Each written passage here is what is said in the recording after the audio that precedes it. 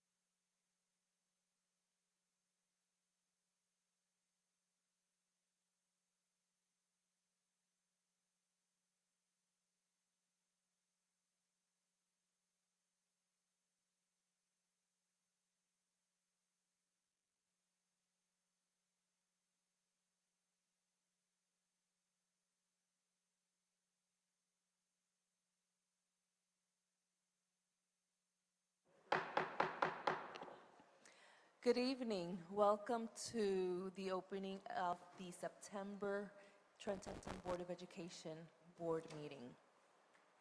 Would you please rise for the Pledge of Allegiance? I pledge allegiance to the flag of the United States of America and to the republic for which it stands, one nation, under God, indivisible, with liberty and justice for all. Roll call. Yolanda Lopez, Present. Gerald Trueheart, Present. Jean Bowie, Present. Addie Daniel Lane, Austin Edwards, Denise Johnson, Sasa Tanya absent, Jeannie Weeklam, Present.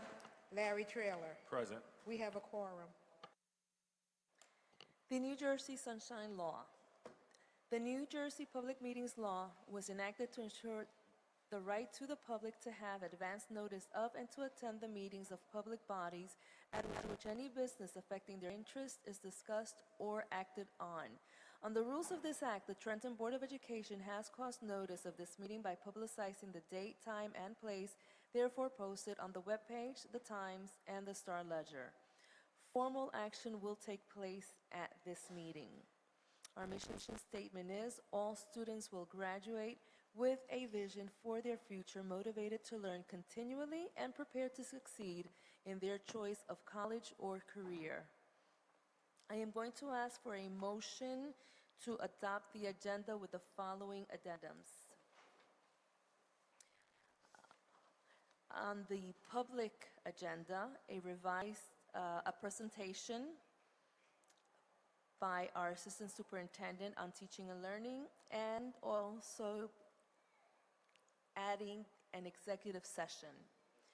On the finance and facilities, we are requesting an addendum for staff travel. On teaching and learning, a resolution to approve an MOU with Mercer Street Friends, a resolution to collaborate with the Capital Area YMCA, and a resolution to approve Child Win at Trenton Central High School. Actually, to pull from the teaching and learning recommendations, the resolution to approve Child Win at Trenton Central High School. On the human resources addendum, we have new hires rescind, salary adjustments, transfer, stipend appointments, and we are asking to pull from new hires, RT, for further discussion. We also have a student interns rescind. May I have the motion? So moved. Second, Austin. Roll call. Yolanda Lopez. Yes. Gerald Trueheart. Jean Bowie. Yes. Denise Johnson. Austin Edwards. Yes. Jeannie Weeklam. Yes. Addie Daniels Lane. Yes. Sasa Montagna absent. Larry Trailer. Yes. Motion passed with amendments. Superintendent? Good evening and welcome everyone. We're glad to see everyone out for the start of the school year. It's been a very successful start. We have very few problems, or we had a smooth opening in transportation. And we were able for the first time in a while to get most students registered and in a school, hopefully in classrooms by now, within the first 7 days of school, which is, pretty good accomplishment compared to where we've been in years past. So we're excited to have so many new faces in our district who could join us, and we were so excited to improve the registration process so that students could get in and into school and get started. So right now we're still registering young people and families, so we're welcoming new families, welcoming those who are returning to the district, and we have a number who returned, so that's exciting. But just to know that, our students are here and we have a process in place that's moving everyone quicker than it did before. And it's refreshing to make sure that families are welcomed when they get here and that we have processes in place when it's difficult to do some of the registration components that they may not be used to. So I want to thank our team and all of us for pitching in, and all of you who had to stand in the lobby and come on Saturdays and at different times to get young people registered. Also want to just recognize and ask, if you will, this summer, certainly we started school year with our hearts heavy because we didn't start with the people we left with. So we had students who did not return with us due to passing, and adults. And so I just want to take a moment of silence to recognize those individuals who were not able to be with us as we return for the new school year.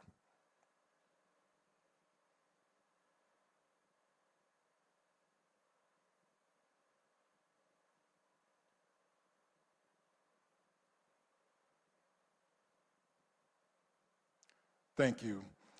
As we celebrate, returning and the excitement about school and returning and the new activities, and we're going to watch a performance shortly here. If you join us, we have to always remember who's not with us.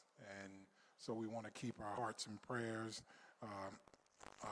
put in the right place to support those families who need it. So at this time, we're going to have a presentation shortly after this on access for ELS data. That will take place, but for the first time since I've been here, we're going to have an outdoor presentation for any of you who want to join us. As a part of our presentation, we will be treated to the TCHS Invisible F5 Tornado Marching Band, under the direction of Mr. Ted Plunkett, Assistant Directors and Coaches, Cesar Gonzalez, Mr. David Lerner, Isai Cortez, and Mr. Tom Hicks. So if you will, I'd like to take you on a quick journey outside for a quick presentation and then join us back in here. If you prefer to stay in, you're welcome to stay here. Thank you.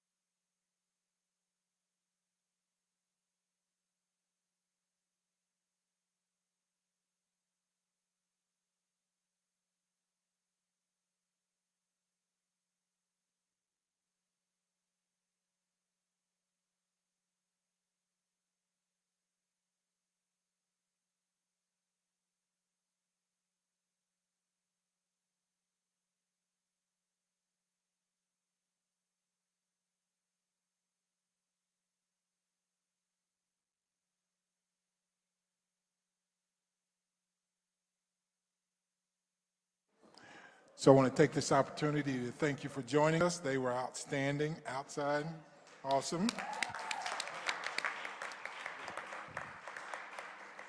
So at this time, we'll have Mrs. Sung for our presentation of Access for ELS data. I'm sorry. I just want to say for those who need the services, we are happy to announce that we have Spanish translation devices in the back. So if you need interpretation, please feel free to go to the back. Someone will hand you a device so you can understand the meeting if you have a problem with the translation.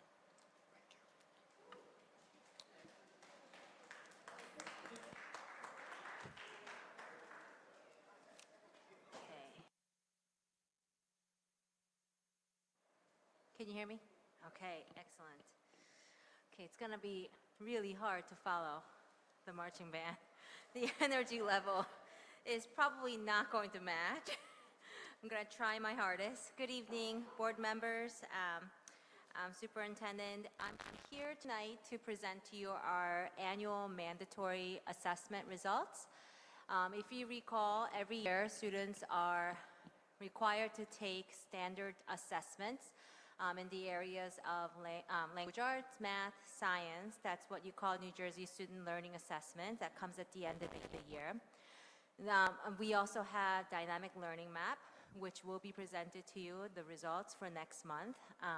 And today I'm here to present to you Access for ELS. That is the assessment that all of our multilingual English language learners take from February until April. They give about 2 months of testing window. I wonder if this is like, am I too loud? No, okay. I just feel like I'm echoing everywhere. So tonight I will be presenting to you the results from 23-24 school year. What we are mandated to do from the State Department of New Jersey is to provide you with aggregated data as well as disaggregated data. We also are required to provide you with instructional interventions.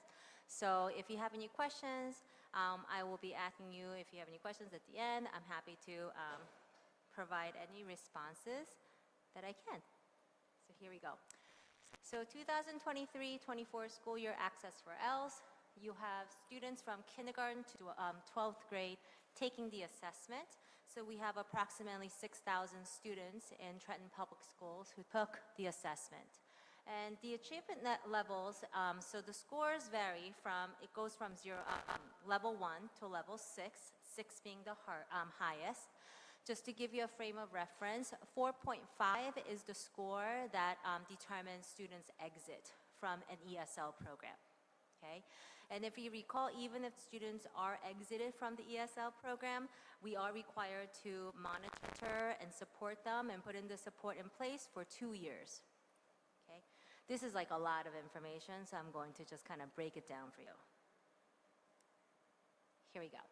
So distribution by achievement level, as you can see, you see the yellow entering, orange emerging, a little brighter yellow, I think, developing. Then you got green expanding, darker green bridging, and blue reaching. So you can sort of see where we are in K to 5, 6 to 8, 9 to 12, and all grades. So if you look to the far right, you can see majority of our students who took the Access for ELS are in the entering, emerging, and developing level. So just to give you a frame of reference, Mr. Earl talked about registration just a few moments ago. So each year when we have the registration open in the spring, we have a lot of students who enter all year long, but particularly in the months of January into April, and then really from April all the way until September. We do have a lot of students who enter into our school system who have that language needs. It is important for us to note that typically and historically, we have been kind of accustomed to seeing Spanish being one of the leading language needs our students are needing. We are now seeing a rise of Haitian Creole. We are also seeing some Arabic languages as well as some Eastern European languages coming into our district. Not to the point of where we need to talk about waiver for bilingual education, but we are almost getting up there. Okay, so this is the distribution achievement by level, and this is talking about subgroup race, again, per mandated item from the state. So we do have high Black and Hispanic students, but multiple races is really kind of up there, 80 percentile, 85 percentile in the entering. Distribution by achievement level, by subgroup, gender.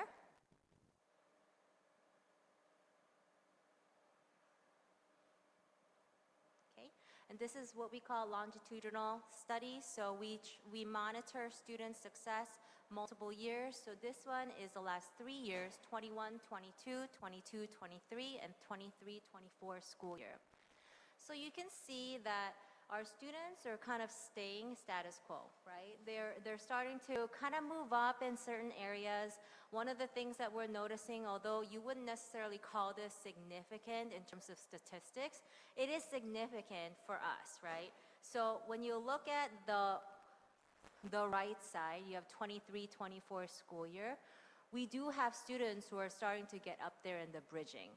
Now, you're not going to see from pool of 6,000 kids taking the assessments, and most of them being brand new immigrants into the country who have very limited language acquisition skills, come into the country in that first year, go from emerging all the way up to reaching, right?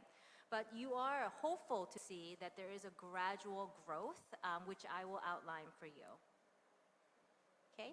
So at the elementary level is where we start to see that growth happening, and we'll talk a little bit about what's happening in the elementary and intermediate levels that we may want to emulate in other grade levels. This is the middle school,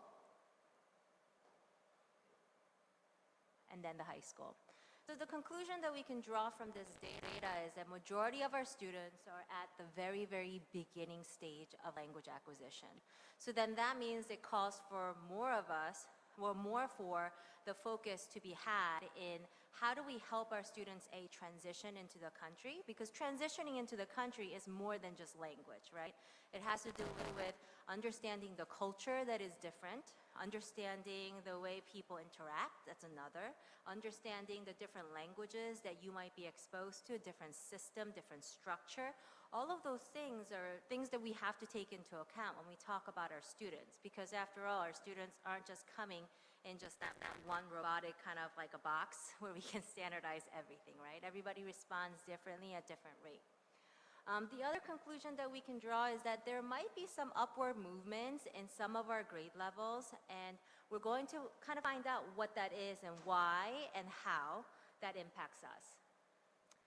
So this kind of gives you a little bit better perspective in terms of like where we are.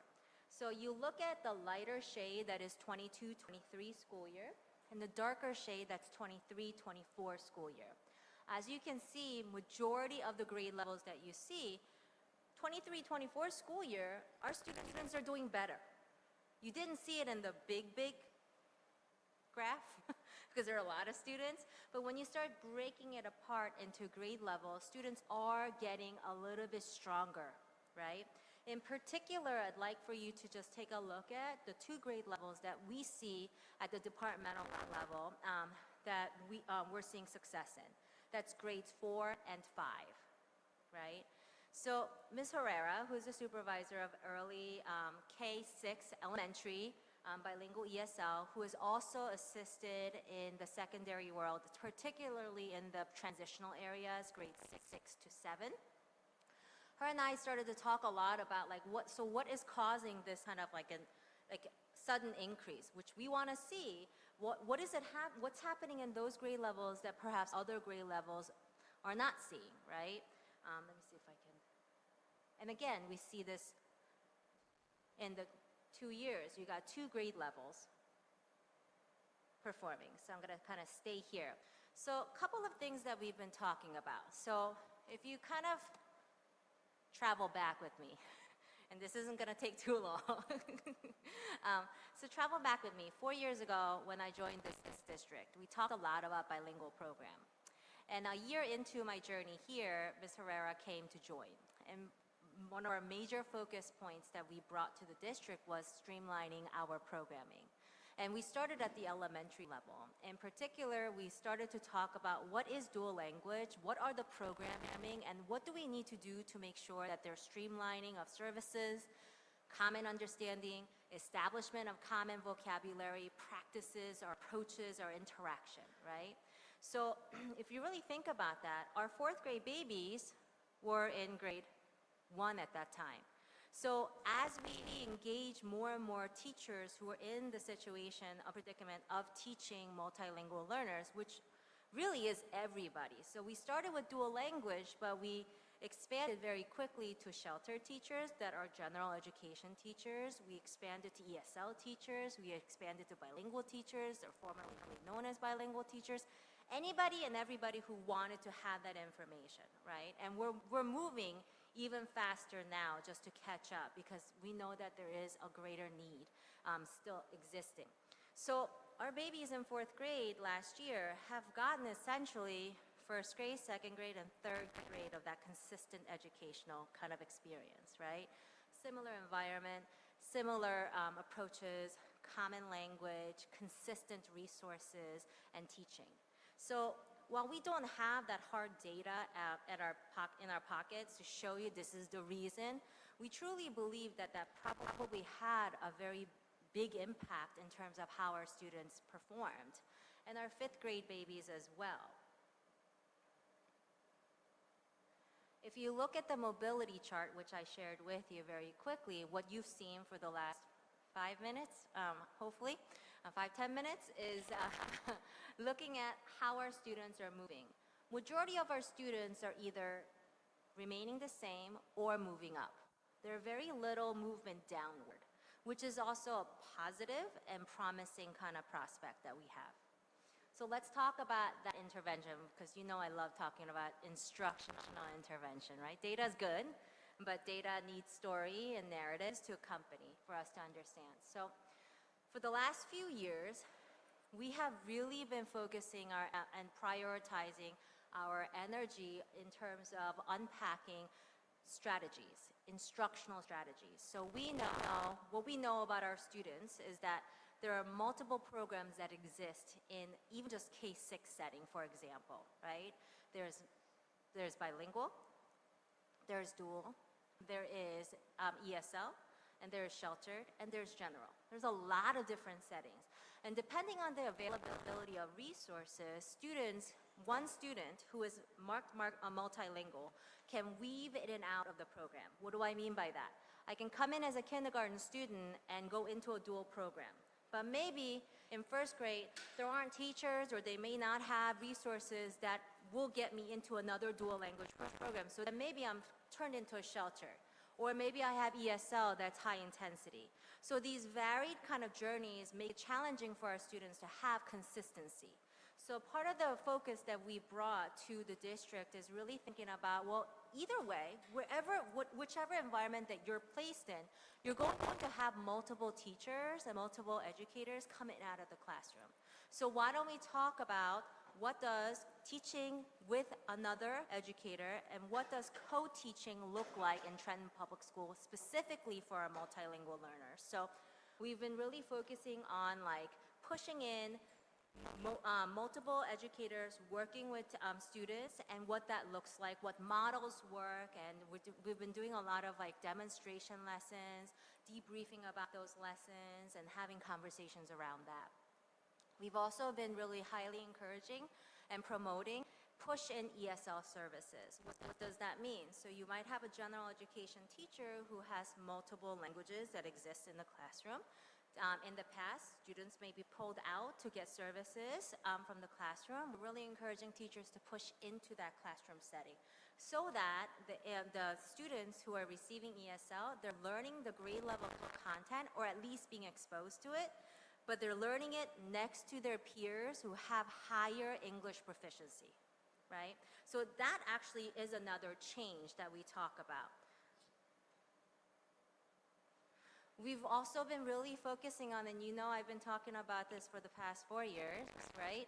standing, standing before you, talking about just streamlining our understanding of dual language, right? What does dual language look like? What are the different types of dual languages? What dual language immersion program rather? And what do we have in our Trenton Public Schools classrooms? And why is that model beneficial for our population? And what are the non-negotiables, meaning the musts? And what are the optionals, right? So we've not only been kind of focusing on providing those professional development sessions for our educators, but also administrators as well, so that we're all speaking the same language. So this is an example of a slide that was shared during our most recent admin retreat. That was all the administrators in our district, but this is actually pulled from one of the professional developments that was had during the summer for our teachers. So we're getting the same level of training, the same kind of quality of training at the administrator level as teachers. The other piece is we're kind of helping each other practice how we describe our programming, right? So you've heard of elevator speech, right? I'm a big fan of that. So if you only had 20 seconds, 30 seconds to talk about your programming, what would you highlight? And what would you really push to promote our program, to promote our schools, and promote our students? That, in essence, helps us to kind of summarize the big ideas and extract that important point to push back into the delivery and execution, the practices. This is another example of a training, sheltered instruction training. So if you are not familiar with the term, it's actually called sheltered English instruction. It's for students who are coming, who are multilingual, who get placed in general education setting. And the purpose of that education is providing students with scaffolds to accomplish or to achieve English proficiency. So what we call sheltered instruction, we call best practices in education, because not just multilingual learners, all learners could benefit from the strategies that we've been learning as a group. And we have expanded that professional development. In the past, it used to be just go online and you get your hours and you check in. It's 15 hours minimum requirement. We have brought that professional development into the school settings, into the district, and then further had presenters come out, observe the classrooms, and provide feedback and help us really kind of establish goals that are common and really kind of tackle the targeted areas collectively. This is an example of ESL initiatives and expectations. Similarly to the sheltered instruction, dual language, bilingual teachers, ESL teachers also receive training. And I will say that there are a lot of training opportunities that we have provided, because we believe, and I will say that I believe, that unless you have that foundation, right, foundation of everybody understands what is the most important thing about educating our students, particularly if they are multilingual, right? We all have the same understanding of where our students are coming from, meaning what is their prerequisite data that they're telling us, right? So Access for ELS has multiple categories that assesses students' ability in terms of English proficiency: speaking, listening, writing, reading. Amongst them all, what is our priority area? For our district, it is speaking, right? So we know that we have to tailor amongst all of these professional development, speaking, giving to students opportunity to talk to each other, peer-to-peer, adult-to-peer, peer-to-adult. All of these opportunities have to happen on a regular basis in the classroom. So those are the focal points. This year in the summer, we typically give professional development, and teachers graciously come out during their vacation to learn, to interact. I'm hearing that we had about 150 teachers who came out during the summer to learn about this. So we have motivation, we have the drive, and lots of great momentum. On the other end, administratively, we're supporting the teaching and keeping that accountability piece in place during the school year by talking about, okay, these are the things that we learned, and we all collectively sat together to agree on these are the things that we're going to focus on. Let's put them down, and we're going to call them look-fors. So what we do is we share these look-fors not only with teachers, but building administrators, and even myself or other central administrators who are going in and out of the classrooms, so that we're all on the same page in terms of what we're looking for. And when we give feedback, it's the standard language that we use, right? So that's also a very important component. Oh, sorry, Dennis, I think I pressed the wrong button. Oh, good. This is my last slide, just talking about further interventions that we put in place. So I've been talking a lot about foundation, right? Foundation is really important because it kind of determines where we're going to go, right? And how do we get there, and how long we're going to take to get there. We've done so much work in terms of helping the multilingual classrooms kind of be in that streamlined space. Many of the initiatives are listed there, but one of the things that I'd like to highlight, and I know Ms. Morera Lopez, we've been talking about this. We're very proud of the work that we were able to complete with teachers in Trenton Public Schools. We took our English-specific curriculum and we made them into a Spanish curriculum, meaning it's not just a translation. We found authentic texts, not just like pushing Amazon and loading them up. We have vetted every single text that is that goes in front of our students, in their hands, in front of the teachers. We have aligned all of the standards and then realigned them because they revised them this year and gave us less than a year to align. Realign them with the standards. We have provided specific materials for students who are in that dual language setting or bilingual setting. Because when we talk about dual and bilingual, we're not just talking about, hey, you gotta learn English. We're talking about, no, keep your native language and we're gonna help you further that, and then we're gonna help you acquire a new language. That is significant amount of work, right? And so big kudos to all the educators who came out and learned alongside us and continue to want that learning to take place in their classroom. And also the administrative staff who've really been like pushing to be alongside the educators and the administrators. And we've been doing a lot of modeling. I know for a fact that their supervisor of elementary bilingual ESL education, she has gone into multiple classrooms to model the classroom practices, instructional practices, and allow the teachers to kind of like take it apart. What went well, what didn't go so, what really didn't go well, right? And to have real conversations about, okay, so what did you learn from that? How can we plan for our instructional space to emulate or not emulate what we just saw? So those all kind of collectively contribute, we believe, to the slow kind of increase that we're starting to see. We're hopeful this year we're going to see a little bit more of an increase in our assessment results and Access for L's, but all across. Again, we're not going to see like a significant night and day kind of situation, but we are seeing less students going downward. They are staying or going up. So that is something that we were very pleased to see just looking at our data for the past 4 years. Okay, so that's my presentation. If you have any questions, I will take them. I have a couple questions. Can we get a copy of this presentation? I'm not sure if Yep. it was in the, okay. Yep, Thank absolutely. you. Very nicely done. Thank you Yep. so much. I have another question. So the students who are coming in, when you test them initially, Yes. do you actually track them as they move, or are you simply testing all those students whose primary language is not English? So everybody who comes into the district, any district across the state, must be screened. We call a home language survey. So it's a really quick, somewhat, language survey that determines whether your home language is English or something else. After that, if your score qualifies for further screening, we invite the student or students back to the offices where they are screened. A certified ESL teacher must screen and assess the students and determine their ESL level, ESL levels 1, 2, 3, and 4. From there, they're placed into the programming, and the teacher has obvious progress monitoring process, and at the end of each year, we identify, let's say, You know, you got little Johnny who is level 2, took Access for Ls. How did he do in all of the other 5 domains?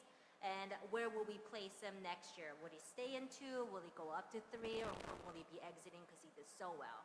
So that process takes place every single year for all of our multilingual students. And I apologize, you may have mentioned this already. No problem. How do you determine whether or not they're in the dual language or bilingual? Sure. Yeah. So a lot of the times it really varies. It's dependent on obviously the resources that are available to us. But right now our dual language program is being had in 5 locations at the elementary level. We started in kindergarten, and each year we raised a grade. So we're at grade 3 now. So the conversation that we're having is about the transition from grade 3 to 4. Because once we get to 4, 5, and 6, we're really talking about an elevated, Spanish language arts specifically, math in bilingual Spanish specifically. So we do have some decisions to make there. But dual language is voluntary. I'm squeaking. I'm squeaking. But dual language is voluntary. We do a presentation each spring and summer. Parents sign their students up, or if they are in like a really low multilingual level, we do recommend that they are placed in dual language because they will have that support.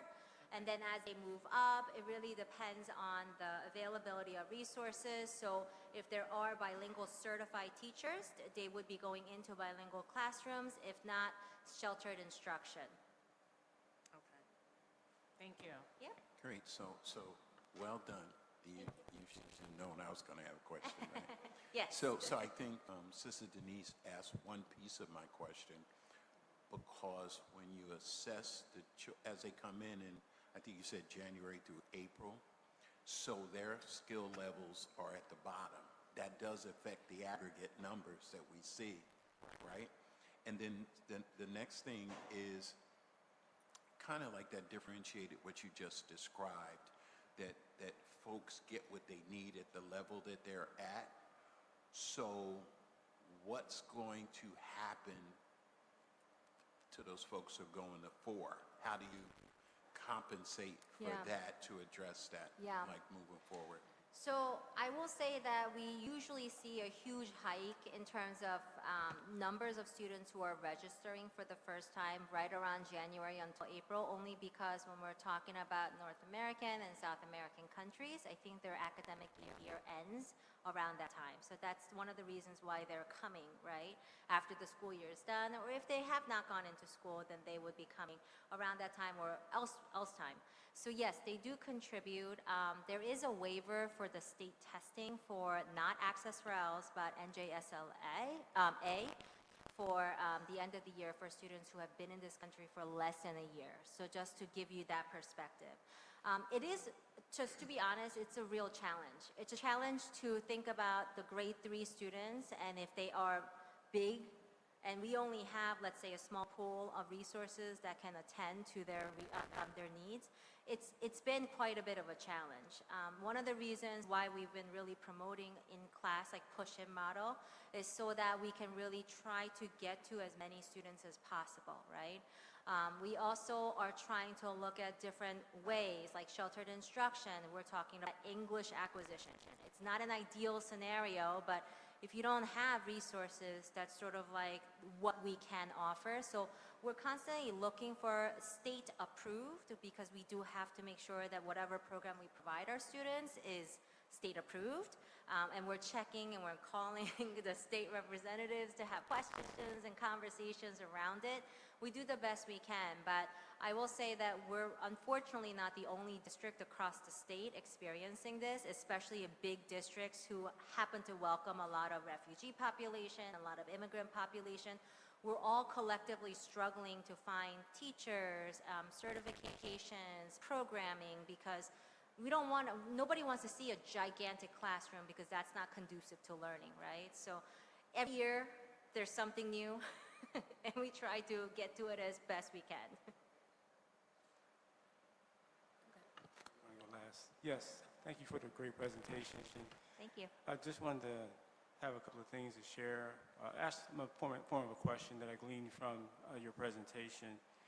One, you mentioned two challenges that I gleaned from your presentation. One is that with the Access 2.0 test for ELs, the majority of our students, maybe 50% or higher of those students, are at the entering or beginning level.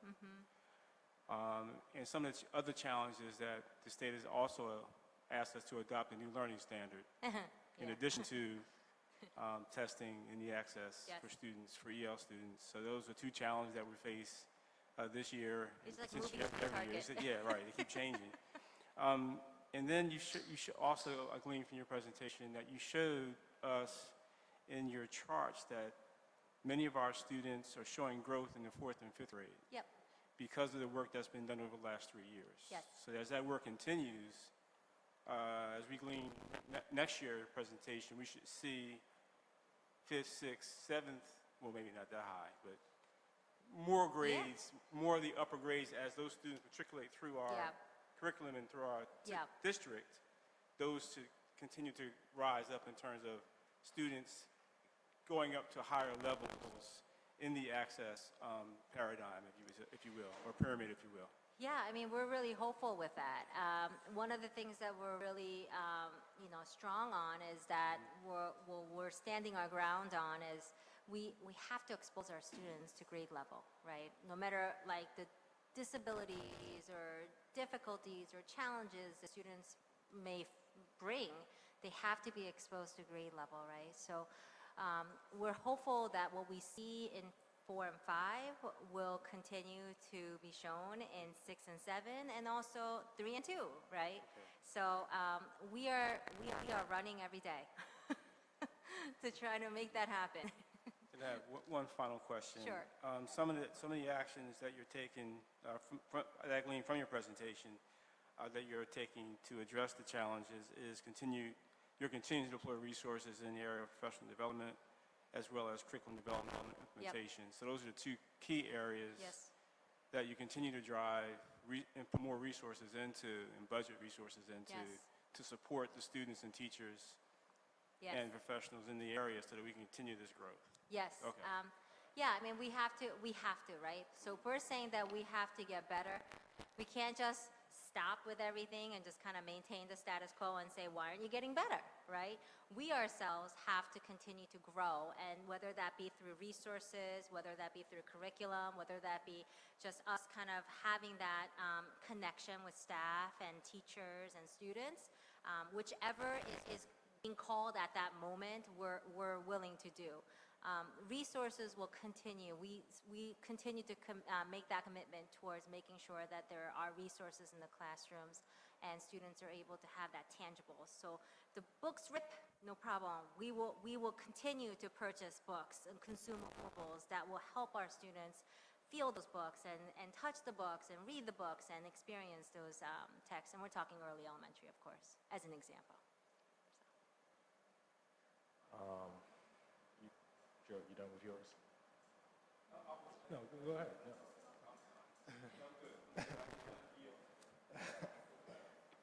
No, I appreciate that.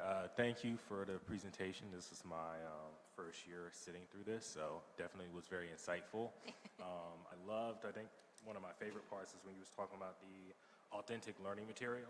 Yep. That's something that I'm, very interested in and very passionate about. So I think it's really great to hear that, there's an intentionality and a focus to make sure that the material that the students are engaging with is reflective of, something that they can relate to. Absolutely. In their own lived experience, but also is able to enrich them and expand their learning. I just had one question because, especially around the nurturing and developing of the program, especially when it comes to recruiting teachers, I wanted to know a little bit more about, I know we talked about pushing in and make sure that we have the resources and the supports for those students inside of the classroom. Could you talk a little bit more about that in the context of training and developing, recruiting teachers for that? Because I can only imagine we have a shortage of teachers who are bilingual certified, and trying to figure out what does that, look like. Yeah, I mean, To be honest, that's also been a real challenge, right? Because we have increased number of needs, and then we have either the same number of resources, or we might have decreasing number of resources, right? Depending on the situation. So one of the things that we really talked about is ESL classroom being had in the classroom alongside the homeroom teacher. So there's co-teaching happening. Gen teacher is exposing students to maybe a grade level while the ESL teacher is providing language acquisition or accommodation. And vice versa. We also have been encouraging ESL teachers to, hey, like you know the grade level stuff, so it'd be great for students to see you in front of the classroom while Gen teacher is doing, accommodation. So it's a true partnership. Now, are we 100% there yet? No, not yet. We've just started the journey, but that's something that we've really been kind of focusing on. And the coaching and the demonstration lessons and also debriefing, conversations around it has been really focused on that for especially the ESL team. In terms of dual language and bilingual, things have been really, just the material and trying to emulate another classroom because there's a partnership, all of that is a real challenge. And not because it's here, it's everywhere. Every school that I have been to with dual language partnership, it's a challenge because you've got now 2 classrooms having to mirror each other in everything they do, and they're switching classes, and the students are there, and they were talking about kindergartners who may not even know where their backpacks are the first week of school, right? So we've been really trying to get into those settings and support and provide feedback and be there to model and provide the resources. And are we perfect? Probably not.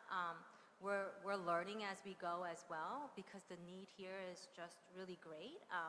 But those are the things that we've been working on, and we continue to find ways to bring resources into the classroom so that, when you hear from the same person over and over again, you're just like all right, I don't want to hear it from So you have different kind of faces talking the same language and speaking, going the same direction. So we're trying. Absolutely. And I have a follow-up question on ELL and bilingual programming. I know that, Sure. You talked a little bit about in the beginning of the year, there's a strong recommendation for parents to get involved, especially depending on where the student scales at. Yep. What is the process to update and inform parents as their learning progress goes? Yeah, so I'm just going to quickly go back just so that you have a frame of reference. There are multiple framework or structure that we could be using for dual language. We have selected a one-way and two-way, meaning the population of students, when it's two-way, they're speaking not just one language that's outside of English, it's English and another language, right? The difficulty with that is that we have such high student population that have Spanish-specific language needs that's turning ultimately into a one-way dual language program. And the promotion really has been flyers going out, conversations happening, meetings for after school. If you're ever here during the spring months, there usually is a parent community conversations throughout dual language, calling parents from our bilingual office. When they come in, they register and they screen in our office, we are obligated and mandated to provide them with, this is what your child scored, and therefore they qualify for this program.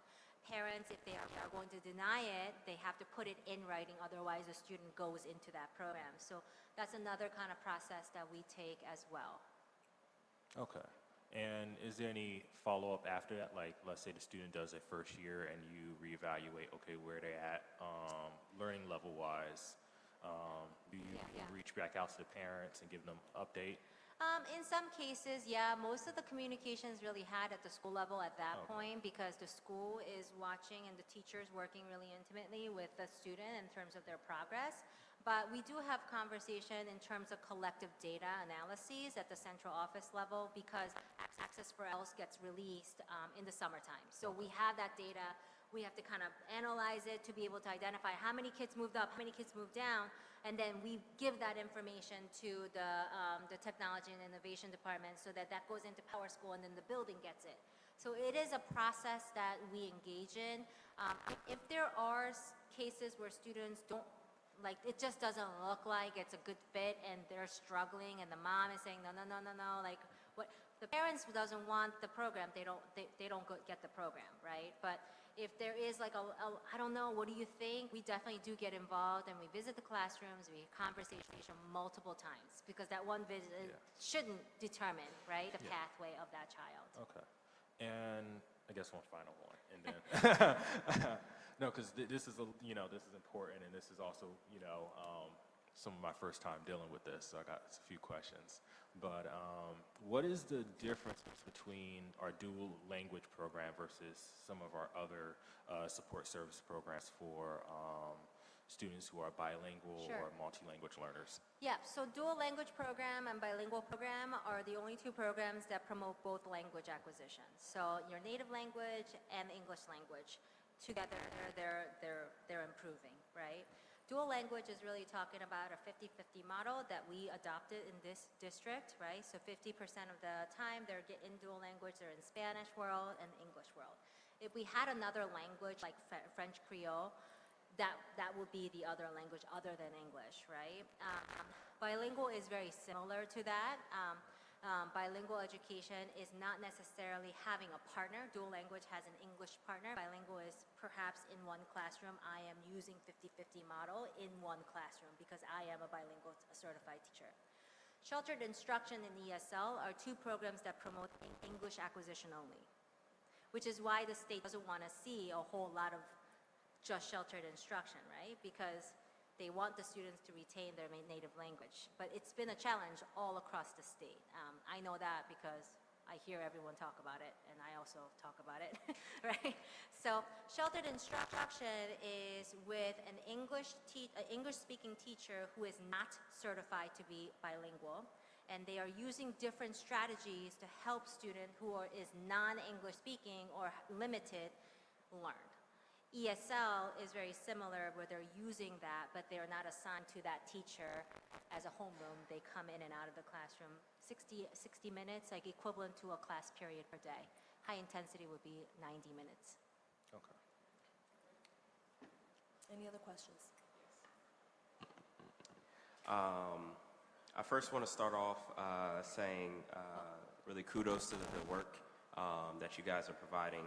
I'd love to hear the fact that, the specific book language support, right, where you're going through and finding, I guess, all this material in the language and, in a way that specifically, people can understand. And also really enjoy the idea that, speaking in classrooms, right, should be promoted as well, because that's a great way of acquiring a language. Absolutely. Only got 12 questions, so bear with me. All right. If you could go back to the slide on collaboration, that's what really got most of my attention. Yeah, that one, perfect. Yeah, because I really like the idea specifically of co-teaching, right? And it seems like that's something that we're trying to push towards, right? Because I think in doing different readings and stuff like that and coming to schools, I've seen a few push-in models, right? But co-teaching is spectacular. But can you give us more, I might be visual and I just need to picture it in my head. What does co-teaching look like? Like, like ground level, you got, 12 kids in a room, right? How does that work? Yeah, I mean, just to kind of briefly, and I invite you, if you have further questions, I'm more than happy to kind of show you the text as well. Right now, Ms. Herrera is like bagging books in her office, so if you walk by her office, she's got mounds of books coming, and she's bagging them and delivering them herself. So like an example of an ESL co-teaching model that we seek to accomplish or we seek to see in the classroom is, so you have 25 students, maybe 6 of them are ESL. So ESL teacher comes in, pushes in, right? And I'm doing a math lesson. So one day I might teach a whole group instruction while the ESL teacher is walking around during my whole group, just making sure that her ESL students, but also others, right? But her ESL students are understanding what I am saying up here, right? Next day we might say, hey, we're gonna go into small groups. So we did a whole group lesson. We're gonna pull them into small group. You take the ESL students, level 1, I will take the next group of ESL students, level 2. And then we're going to switch. And at the end of today, we're going to compare notes to see what did you see? What did I see? What do I need to do? How do I need to help them and where do I need to go? Because ESL teachers may not be there in every single day at the same exact time. So as a classroom teacher, I might be alone and I have to now address, right, when they're not here. So it's about exchanging of ideas, strategies, but also seeing how our students progress and exchanging those and having like that thought partner, and then being able to kind of interchangeably like kind of exchange roles as a lead teacher and the support teacher to be able to support our students where their needs are. That's like the general kind of description of what we seek to see. Okay. My next 4 questions, right, are going to be kind of about the same, but I think you highlighted one thing, and you know, this Sure. may be me, but you were mentioning something along the lines of, right, the students are ingrained in the classroom to the point where they're also working with other students who are native English speakers, right? Is that part of the formula too? Because, you know, Yeah, I mean, so it doesn't always happen that way because we just have sometimes like a very like kind of like concentrated number of students who are just all English language needs, right?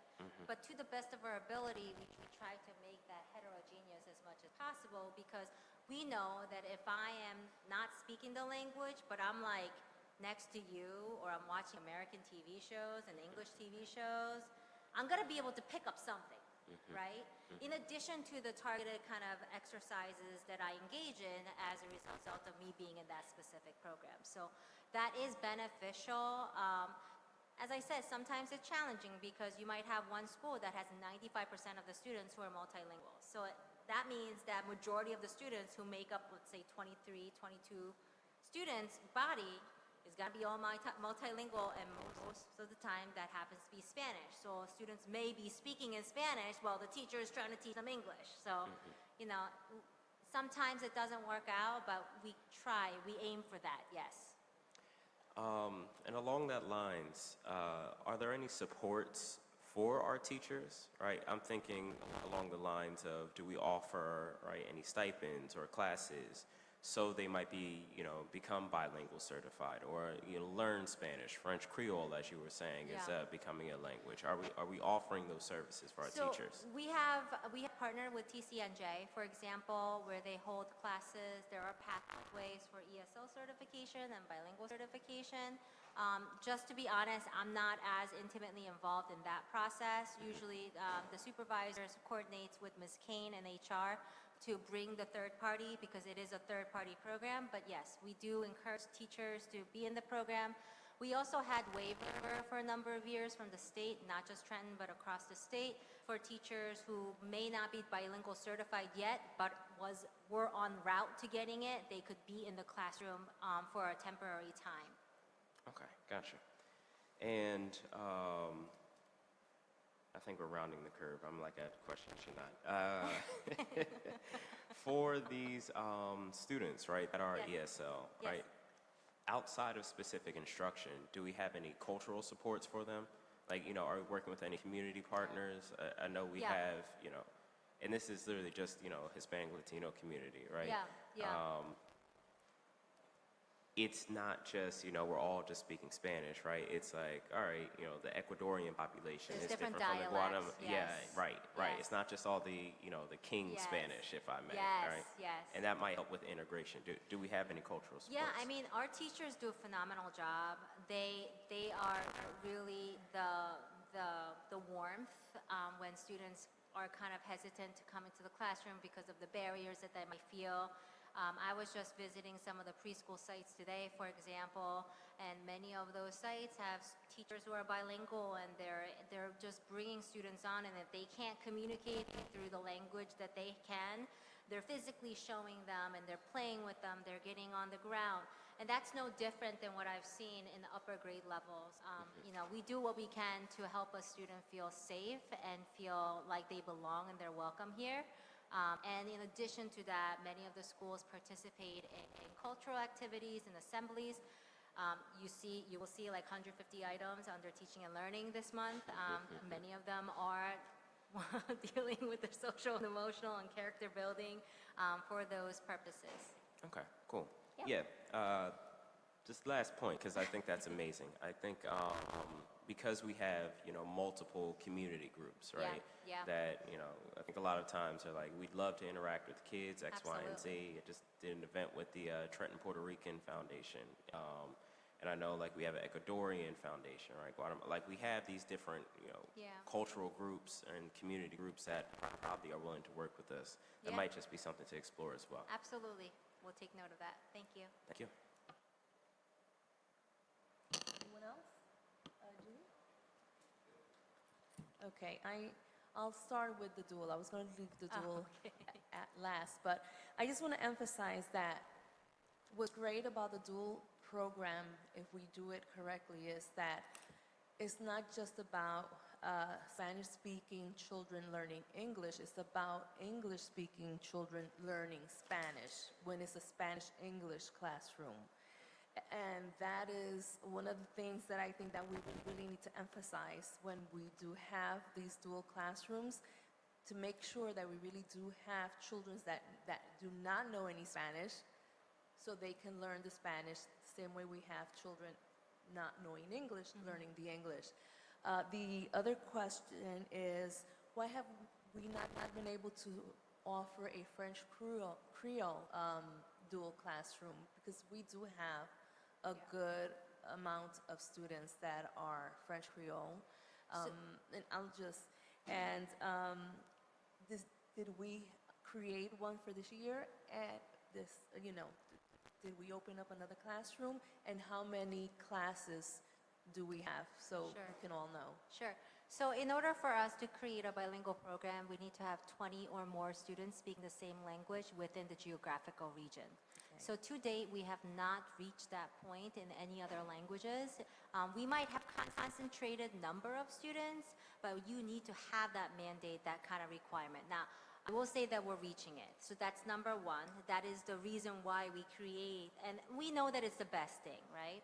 The second piece of this is it's incredibly difficult to find teachers who are bilingual certified, period. Especially because we have a lot of challenges in the state of New Jersey. For example, we can't hire teachers outside of the state. We have the residency law. We also have very small number of teachers who have obtained that certification by passing really rigorous series of tests. And then you've got, what is it, 600 districts, 500 districts, all pulling from that, right? So it's been a challenge to be able to kind of conceptualize dual language program for other languages, but it's definitely not a limitation. We're not shutting the door on it. We are keeping an eye on the number of languages and looking at bilingual programming, if very least for the waiver to be submitted to the state, because we know once we hit that number, we have to go out for either a waiver or we have to position a bilingual program. Okay, and I did want to say it is a little disappointing to know that there's always the possibility that a child starts in a dual classroom and then the following year not continue that dual classroom. Yeah. Having said that, I've always loved the idea of integrated learning. I think it's really important that they not be just pulled out, but that they learn together. Yeah. And so I am grateful to all the teachers that have gone the extra mile and have received the sheltered English instruction. Yep. That's really great because we're seeing the results. We have general education teachers looking to get sheltered training.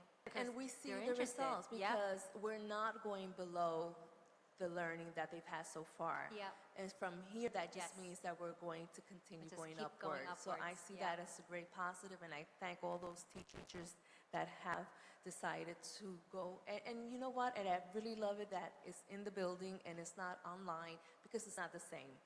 Learning a language, even learning things, you just learn it better when you have people around you doing the same thing. Also, I am happy to have heard from the beginning that we're now on the same page, and as far as an exit from the bilingual program.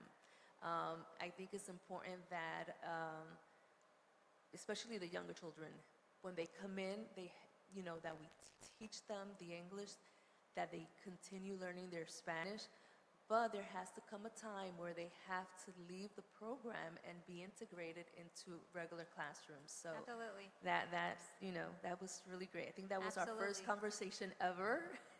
My Yeah. first question to you here from the Yeah. podium. I'm used to being here. Yeah.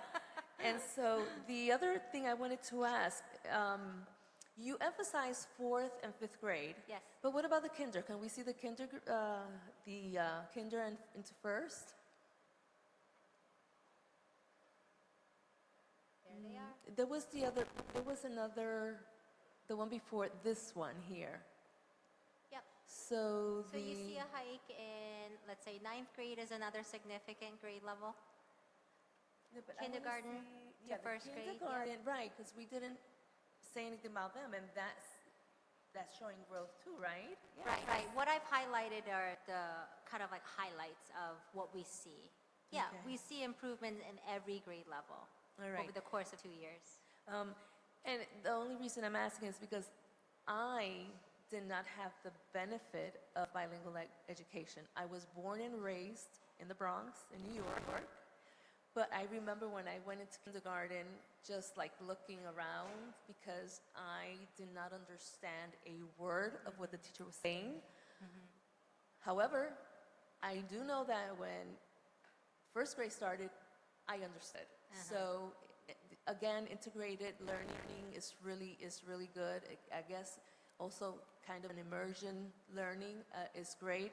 Yeah. But having that support from the bilingual teachers, having that support from sheltered instruction is really great because there are Absolutely. things that I never understood. For example, in Puerto Rican cuisine, when I was growing up, we did not eat radishes. So you show me a picture of a radish, in kindergarten, you're asked what these things are, and you're graded on that. Never knew what a radish was. So just an example, as that I'm really happy that cultural things are also being Absolutely. integrated into it. Yeah. Great information. Thank you so much. Thank you. And Larry, you can never ask too many questions. It doesn't matter if it's the first time. That's what we're here for, to ask questions until we are satisfied that we understand.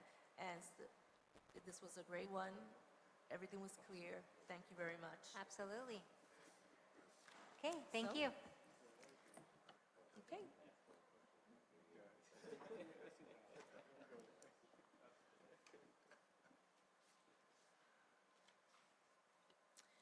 Okay, so now in response to public participation from the August 19th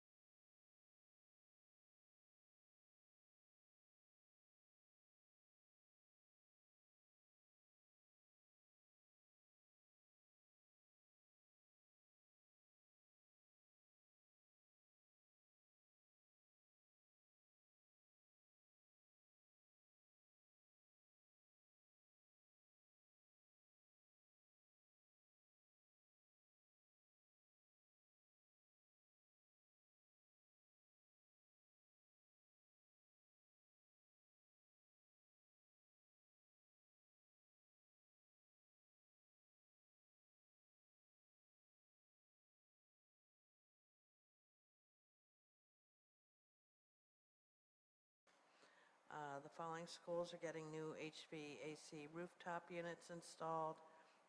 Hedgepath, Dunn, Rivera, and McKnight. The commissary warehouse garage project, the demolition has gone out to bid. And that pretty much sums up what we went over for the week. Jeannie, all the schools are receiving or getting new and updated playgrounds, right, for the children? Some of them already have them. But, These are the ones on the priority for now, but okay, I the believe ones that don't have, but Right. the other ones will also receive updates. receive, yeah, Okay. upgrades. Yeah. Upgrades, thank you, yes. Okay, Addie, the curriculum? Okay, so, good evening. The Curriculum Committee did in fact meet on Tuesday, September the 17th, and at that time, we reviewed proposed curriculum-related proposals and resolutions. Some of the highlights that we looked at were curriculum revisions that were being made based on new standards. We took a look at novice teacher training programs being put in place, dual enrollment opportunities that expands over to Capital City High School and to the 9th grade academy.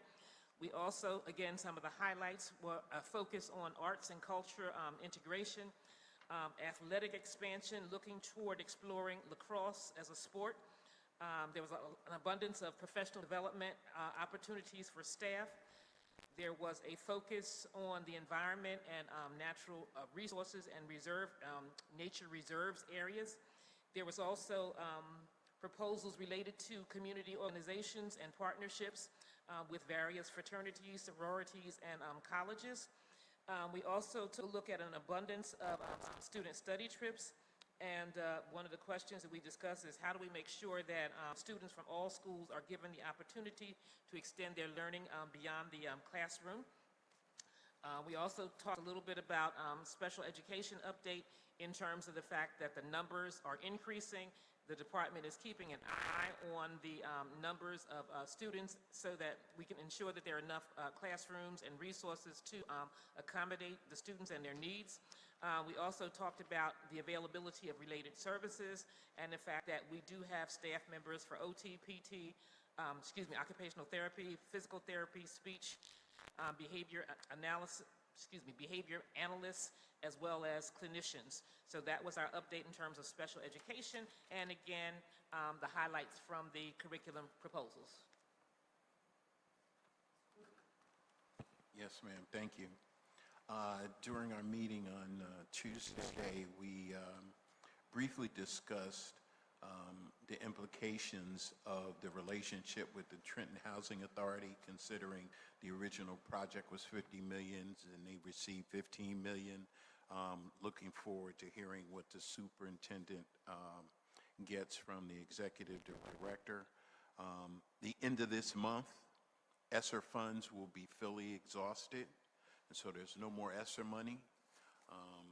And we reviewed the secretary's report, treasurer's report, and if you reviewed this meeting's agenda, you'll see that there are three requests for proposals to provide systems-focused mental health counseling, school-based youth services, also to provide child care and transportation services, and then one for also to provide professional development coaching for visual and performing arts.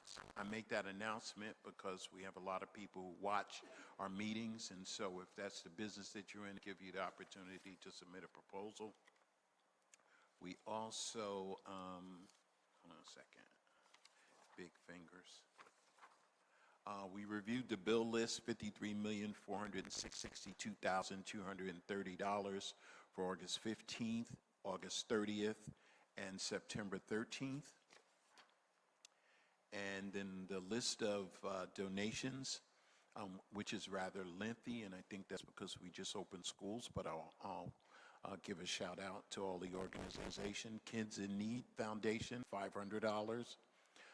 The department was Joyce Kilmer Intermediate School. Brittany Thomas, $600. Joyce Kilmer Intermediate Schools. Life Collected LLC, $450 to Joyce Kilmer. Foundation for the Poor, 550 backpacks totaling $8,250, family and community engagement. Shine and Inspire, toiletries and miscellaneous items, a value of $1,250 to family and community engagement. Homefront, 200 backpacks, $3,000, family and community engagement. Bayada, school supplies, $1,000, family and community engagement. C4A, local 1040, 50 backpacks and school supplies, $1,500, family and community engagement. New Jersey Department of the Treasury, school supplies, $1,000, family and community engagement. Aetna, $2,000 check. Family and community engagement, New Jersey, State New Jersey Museum, school supplies, $1,000 to family and community engagement. Women Who Move Mercer, school supplies, sneakers and socks, $1,500, family and community engagement. And TTN2, 100 book packs with supplies, $2,000 to family and community engagement. And we greatly appreciate the charitable donations of these organizations. Thank you. Gerald? Yes, good afternoon, good evening, board members. We also had a family community engagement school support meeting on September the 10th, 2024. And we really talked about how we are planning to communicate and share and interact and engage with our families this year in 24-25. Of course, the great success with the Back to School extravaganza, this ninth year, going into the 10th year next year, which would be a big year for us, a 10-year, a decade of school extravaganzas. And actually, after speaking to Denise, I learned that it actually was many, many years prior to that. We just started counting 10 years ago, but she was having extravaganzas even prior to the 9th year this year. So that's great work. So we had thousands of families come out to the engagement. We distributed about 8,000 resources to all the attendees who were there. Special thanks to our major sponsors. You mentioned some of them in your report, Gene. Aramark, Aetna Better Health New Jersey, Horizon, Shine Inspire, Tahoe Oncology Inc., Catholic Charities, all their support, and others, all their support made the extravaganza a success. The theme for this year was rolling into the 50s. So I did see some pictures. I was actually away during the extravaganza, so I did not have the opportunity to attend, but I saw the pictures of all the great teachers and administrators and students and board members having a great time at the extravaganza. Superintendent caught you too, man. So great time in festivities and getting our school year started and kicking that school year off to a great start and an excellent start. So it was well attended. And Jefferson School was the winner of the table contest. So kudos to Jefferson School. They did a great job. One of the things that we talked about also was some upcoming programs for initiatives with parents, building your child's emotional backpack. It's going to run this fall all the way through March of 2025 at all of our school locations.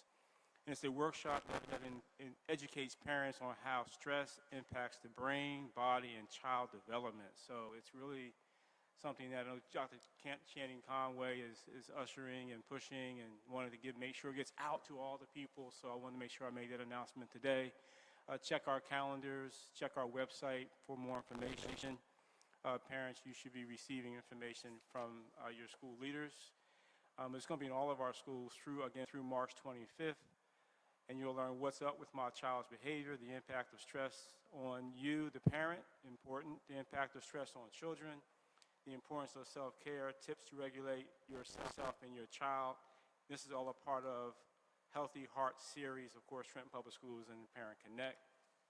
The other event that is coming up this year, working on is your child missing school often? Learn about chronic absenteeism, which is so very important in our community. We need our kids to come to school. October 15th, it's a Tuesday series, October 15th, 19th, and 17th, sponsored by Laundry Depot. You can have an opportunity to get gift cards and discounts available to the attendees. Of course, Trenton Public Schools, Parent Connect, and Catholic Charities, Diocese of Trenton. New Jersey for us. I believe that's what it represents, New Jersey for us, the Diocese of Trenton. So those are two of the great upcoming programming and initiatives that we have through the Family Community Engagement and School Support Department and division within Trenton Public Schools under our leadership of our superintendent, Denise Crease. And so those are two opportunities that we want to share. There's more coming, but wanted to share that with you as well. There was also a community forum on Saturday, September 21st. I was not able to attend that forum, but I believe many of our board members attended that forum around school safety, a focus group and a town hall around school safety. I believe it was very well attended.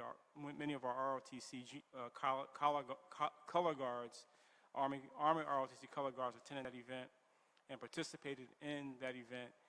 And as my conversation with Joyce Kersey just today, we will receive a report with some of the outcomes and deliverables and things that they have ascertained from their research and surveys to help us with the work that we have around school safety and security. So I want to end my report there. Thank you. Also have policy, one more thing, policy, I apologize, policy. We did not meet, policy did not meet this month because we had a conflict. We actually had a Mercer County School Board meeting this month that I attended, so we canceled our policy meeting, but the work continues. We have on the agenda tonight a second reading of our remote access for board members policy for a second reading that will make it official. We continue to work around our regulations, getting those out for a first and second reading, revisions or updates to those policies. So look for more, board members look for more reading for your pleasure and your homework coming up for our October board meeting, and then a second reading in November. Mr. Roll, of course, leading that charge for us as part of administration, since our superintendent as well, and all of our board members on all those committees. So thank you so much. All right, now for the HR report, I'm going to keep it fairly short. I think I'm the last report up this time. But yeah, we have a lot of different hirings that are coming in, some of the standard stuff. But what I did want to do is direct everyone to item J, if I'm not mistaken. Just wanted to highlight the resignation rescind area, because we got one good name, Mr. James Roll, Esquire, who will be with us.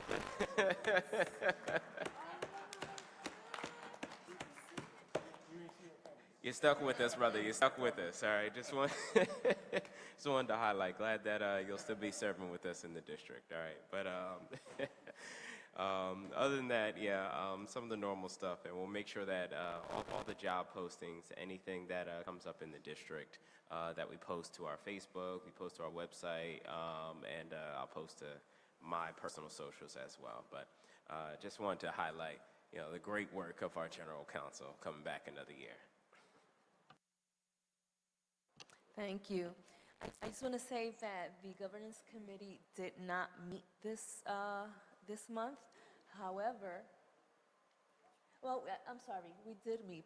The second meeting did not take place.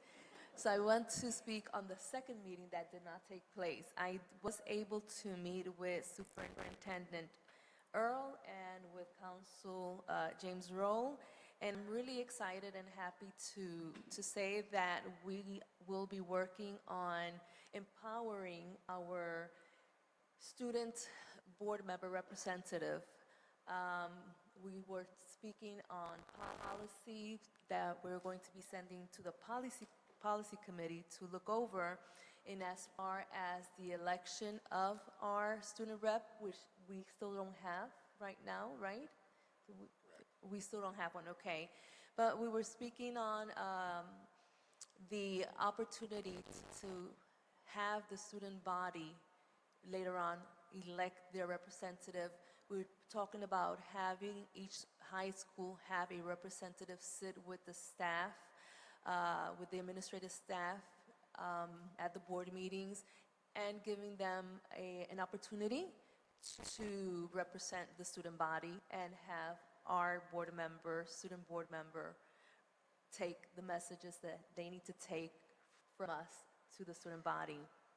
The other project that we are really excited to be working on, and we hope to be able to roll it out sometime in January, February of 2025, is a Trenton Board of Education Citizens Academy, where we will have a 3-month training, 12 weeks of 3 hours, and we are opening it up, of course, to all parents and stakeholders. There will be a limited number of seats available, and we will be educating the public on how the budget process works, on how it is that we are governed by statute in as far as special education, in as far as HIB.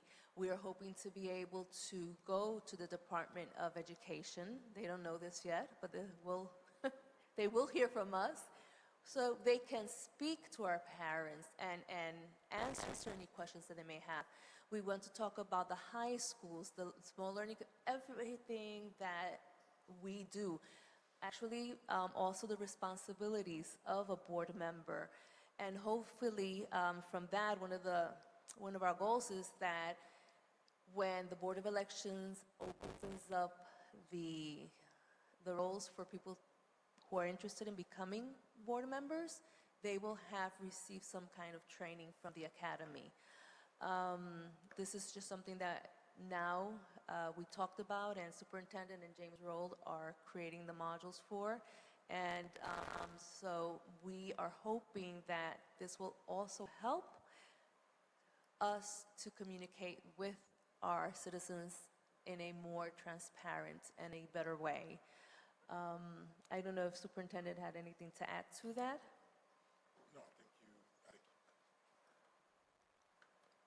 No, I was just going to say, I think you expressed it well. It's just an opportunity for us to share like the operation of the district in some of the facets, departments, potentially how committees work, how we operate during a board meeting, so that it's not mysterious in any way. And I know that many of you know, but we're guided by rules and procedures and state code and different things like that. So it's an opportunity for the public, us to educate some of our citizens who can then certainly turnkey that information out in the public to say, no, this is actually how it works in reporting and information that we can and cannot share. So looking forward to it. It gives us a great connection to the community.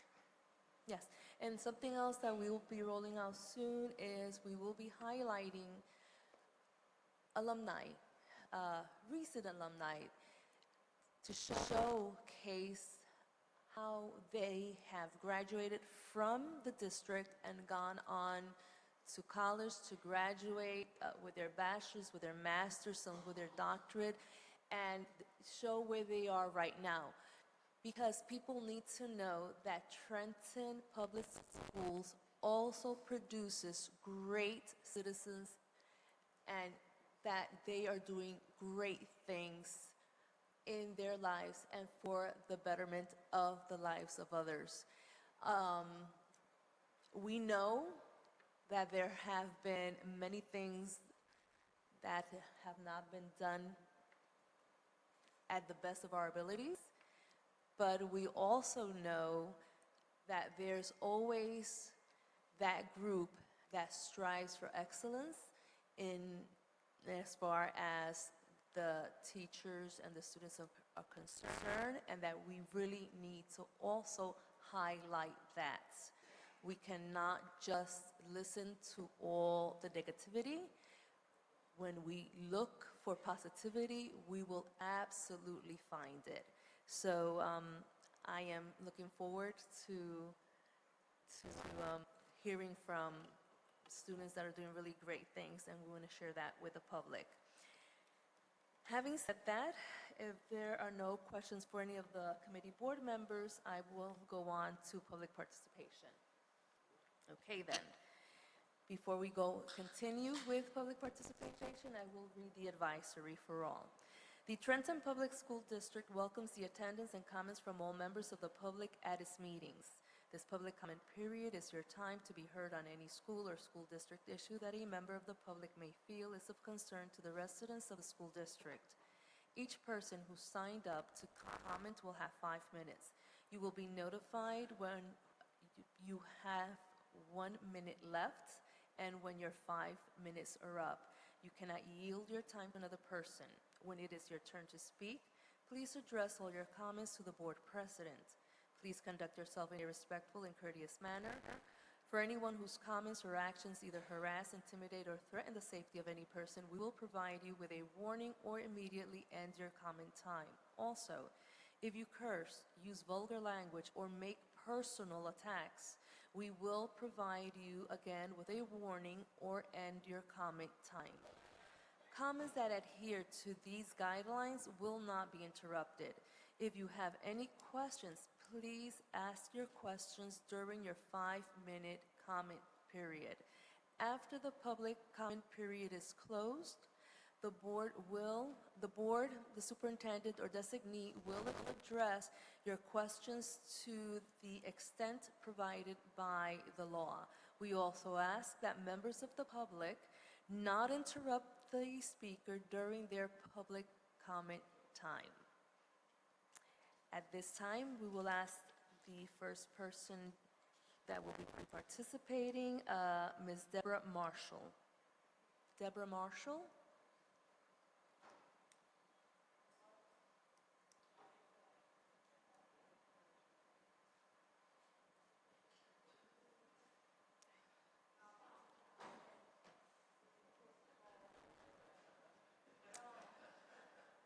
Sorry, on the side, there's a button, if you can press it. Right-hand side, yeah. Okay. The green one on the front. Hit the green one on the front. Okay. I got Oh, it. perfect, thank you. All right. I came to speak to the board because I really don't feel that I made my point with the principal of Jefferson School.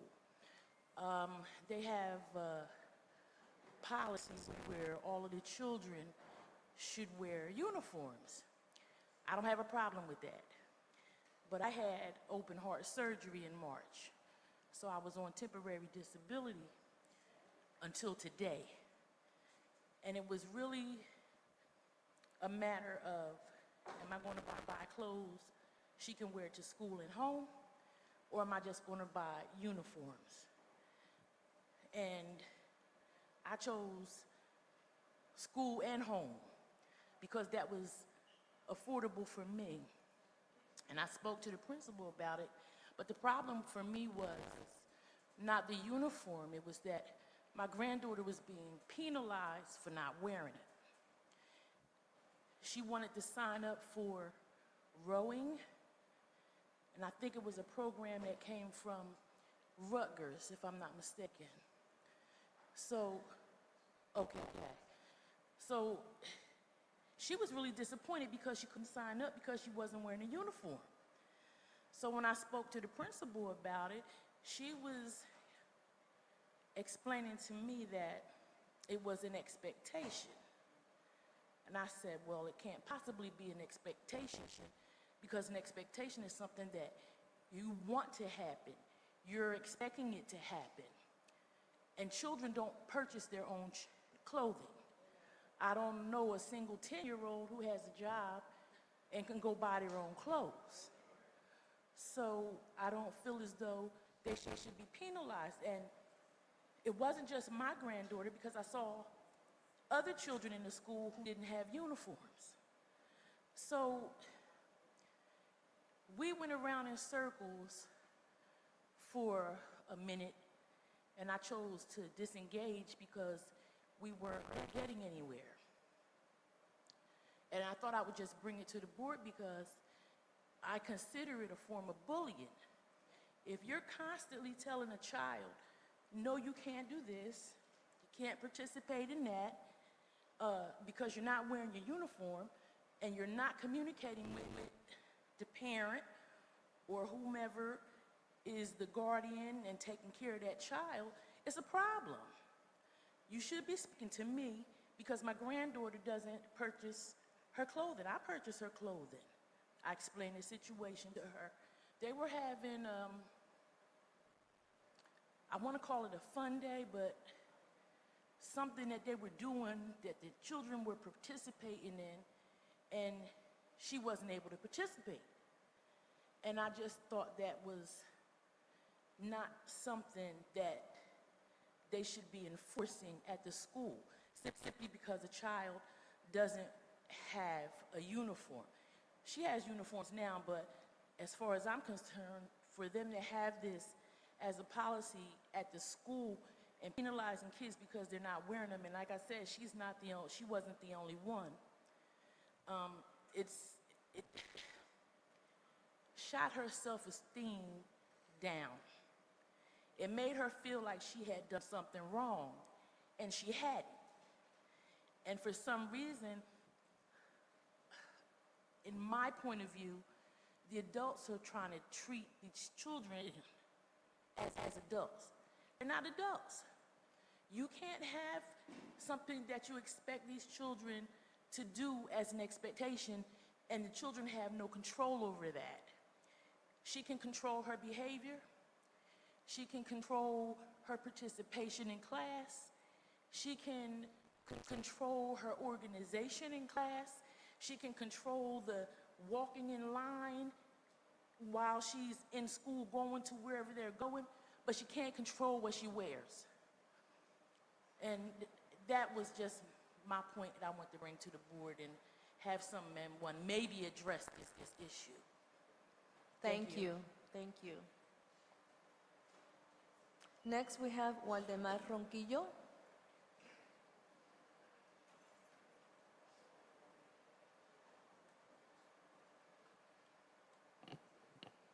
Good evening. My name is Waldemar Ronquillo, community active for a long time. The reason tonight I came into front of you because I'm tired of this bullying going on in schools. It's enough. We become a complaint many times. Nothing been done. We ask you many times we need more securities in school. Still the same. I was in a meeting Saturday and I heard from their own students in the school. They did a survey. 4% of the students did not feel safe in the school. Even they say security guards let the kids fight inside the school for 10 minutes. And you guys want to get the report, because I heard you was there. And tonight, I'm going to ask you, Mr. Earl, I want you to step down your position because you're not doing your job. I ask for resignation because you're not doing your job you're supposed to be doing, because this is nothing new in Trenton. For example, you have Ms. Roldan right here. 2 years ago, her daughter been bullied. And last month, I was in Guatemala with this young girl, got suicidal because she was bullied. And she reported many times to the board, it was nothing being done. You guys need to take action with this. We don't want more kids get killed. We don't want more kids coming to school and not feel safe. Even I was listening to the whole meeting, and the students say, the students, not us as a parents, the students say in a survey, they bring guns to the school. They bring knives to the school. Security let them out. They live back in with guns and stuff, and you guys not doing nothing about it? What are you guys going to wait for? A tragedy? And this going to happen? Yeah, we're going to do a policy. When? And don't tell me you don't have no money, because I know you guys have over $500 million next year budget for hiring more security guards. We need more security in the schools, because this is ridiculous. I don't live in Trenton, but I care with the kids in Trenton. I care. You know how many parents call me, they say, my daughter being bullied, there's nothing be done. I go to the school board, I go to the principal, nothing being reported. By law, they have to report these bullying. And may I ask the board take consideration to my request. Because if he's not doing his job, you should let it go. Hire somebody else who really wants to work in Trenton. Thank you. Have a good night. Thank you. Next, Alfredo Payne. Alfredo Payne.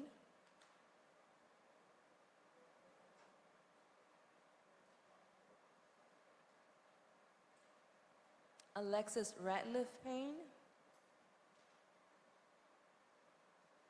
Alexis Ratliff Payne.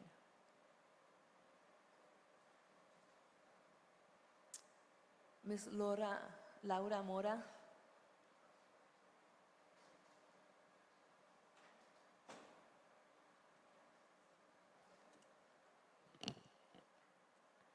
Good evening, Trenton Board Directors and Superintendent. My name is Laura Mora Leal, and I live in 528 Glaston Avenue, Trenton.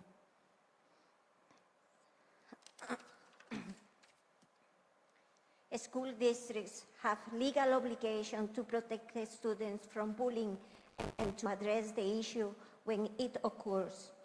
In the past, some teachers and administrators might have considered it normal part of childhood or even a rite of passage. However, state laws now require that a school address these issues. USA Department of Education and Justice, Substance Abuse, and Mental Health Services Administration of Department and Health Services. I'm going to skip little of my speaking because I read it down, because I think it's very important. As a community advocate, I have received many complaints from parents about bullying their children and no response from the authorities at the school where the harassment occurs. Their frustration and concerns that no one helps them, either a school or board offices, makes them give up. It is unfortunate to have to take a young people to court and their fingerprints are on record for the rest of their life because the harassment was not addressed in time. It's very unfortunate to see 2 families destroyed by suicide this year by the harassment of their children. It is unfortunate to see young people will suffer the rest of their lives with health issues. It is unfortunate we have to turn to the New Jersey State Education Departments because Trenton Board Education Office has not helped harassment. It is unfortunate to know that millions of money are spent on security and there is no results. Harassment, drugs, weapons, threats, beatings persist in our schools and outside them too. It's regrettable that there are not positive results in the administrative management with all these problems. Last year, I gave some ideas. Implement enforced uniforms. Other way, why the law is there, or the rule? For what? Metal detectors. Hotline for those students victims of bullying or other concerns. Eliminate cell phones in the schools. Now I ask you, keep the kids busy. More programs to put the kids dream in their future. Keep them busy. Have people to specialize in bullying to deal with cases immediately. Not send home students who are bullies, but give seminars on the consequences of bullying to them and their parents. Training the teachers that are part of the system too. Follow up parents and students that are victims of bullying every week. I know the superintendent doesn't like the idea of metal detectors. He expressed it once that schools were not prisons to put detectors. I tell you, Mr. Superintendent, today is very necessary for security, airports, courts, police departments, government offices, etc., have detectors. I know that implementing changes cost more money, but those measures are necessary for safety of our kids. It is very unfortunate to have to resort to so much security in schools, where we were taught that schools are a sanctuary that we have to respect and teaching. Today are other times where technology has also proved to be a destructive tool in the mind of the humans. We cannot think that young people will change their behavior today. It might change when it is too late, and that cannot continue to happen in Trenton school systems. As I did before, and I am doing now, please call all the school parents and students across Trenton to have a hard conversation about the policies of bullying. Ms. Mora, It your is time so is many up. students that are broken down over several years because toxic behavior was allowed to fester. Thank you. Thank you. Next, Yarisa Roldan.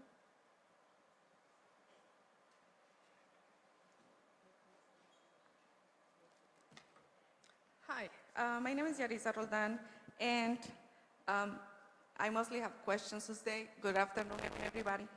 How many of you were bullied because you were black back then, when you were a student, when you couldn't defend yourself? Either because you were Spanish, white, or either you had a disability, or you were tall, short, you were fat, you were skinny. How many of you were bullied? And this is a direct question, because a lot of kids are going through that right now. Spanish with Spanish are fighting, black against black. I don't know how many white students that Trenton district has, probably not many. But how many of those white students are being bullied? When are you going to start doing something, superintendent? You have the force to make the administration do their job, follow the law, so no more children can be frightened of going to school, attacked, harassed. Nobody can defend them. Sometimes parents have to work, but they spend a lot of time in the school. I mean, when are you going to start doing something? You have your hands tied. You can do something. It's a shame that a girl committed suicidal. And it's not because, I don't know her whole story, but I don't think she was crazy. She was bullied, she was attacked so many times, and she had to defend herself. So is that fair that she's shot permanently? She cannot defend herself? Obviously, there were a lot of things that could have been done, not only on your side, outside the school as well. But we're here fighting so you can do something about it. Where else can we go? Or we're just going to stay here and shut our mouth and just wait to see how many videos do they upload, harassing the children, the students. That's not fair. There's videos that Waldemar told me about it, that I don't even want to see it, where there's kids with disability, especially autism, syndrome Down, however you say it, that they're being bullied. You can laugh about, you can smile. I'm pretty sure you were bullied when you were little, but it's time to do something. How many fights, bullying complaints are properly filed? And how many are thrown under the rug? When you are going to start making the parents of the bullies accountable for what their son or daughter are doing, somebody has to be accountable.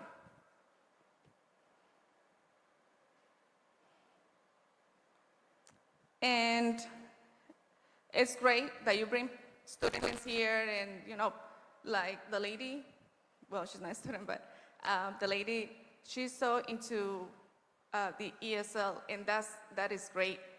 That is fantastic that they have that team to help the students, the ESL students.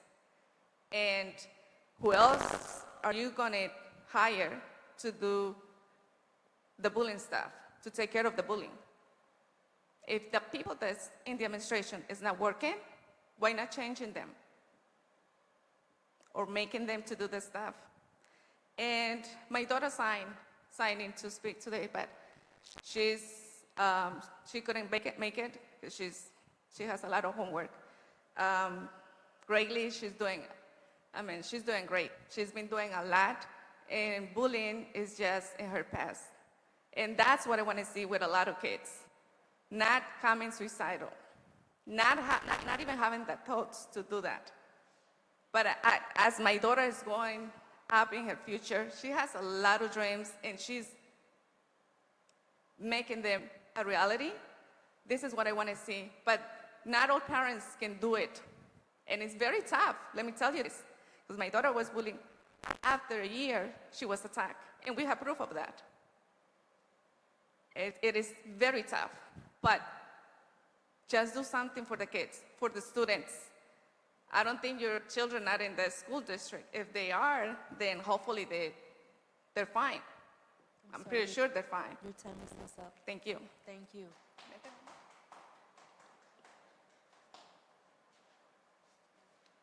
Ms. Corrine Grooms.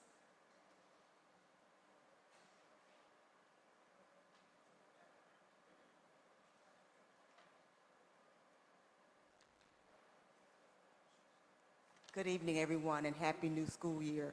To those board member candidates who were up for re-election and are unopposed, congratulations.